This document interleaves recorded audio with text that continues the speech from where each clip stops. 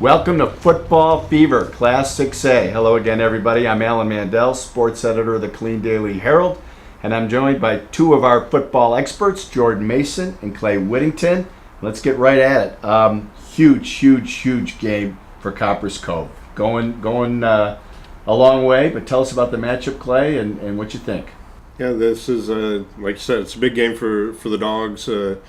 Momentum-wise, they need to kind of get something working for them. They're coming off the first shutout in Jack Welch's career at Copperas Cove, which is over 2 decades now. So that's saying something about where the offense kind of is at this point. But to their credit, they've been playing some very tough teams. So this could be the break they're looking for. Clements is basically a run team, so that kind of helps Cove. If there's one area they've been good at, has been stopping the run. They've gotten beat on a lot of big plays this year, but they haven't come on the ground, and they've limited most of the teams they've played under 100 yards or so.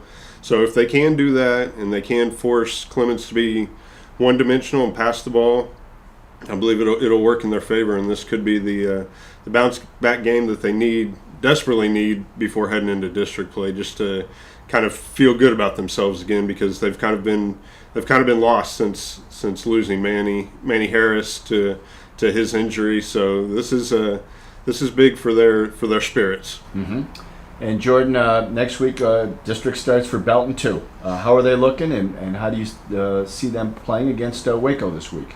Well, coming off of a 27-0 loss to Round Rock Stony Point, that's 2 straight for Belton. And I know it's easy to look at that Stony Point game and say, well, Harker Heights beat Stony Point a week before. They scored more than 30 on them, and Belton got shut out. But that's not a fair comparison.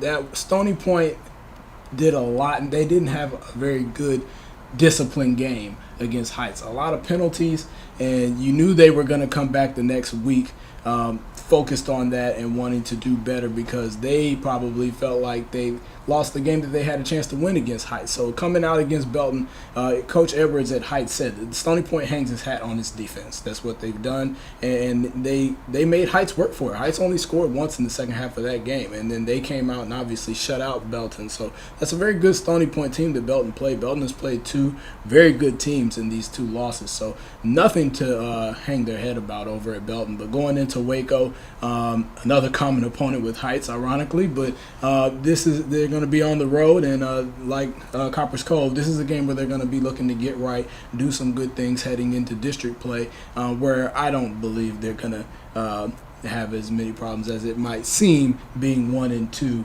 with 2 losses to 2 very good teams. So they're going to look to get going again, look to get that offense going again, and hopefully get some momentum going into district. Okay, thank you, Jordan. Thank you, Clay. We'll be rooting for both Belton and Cove this week.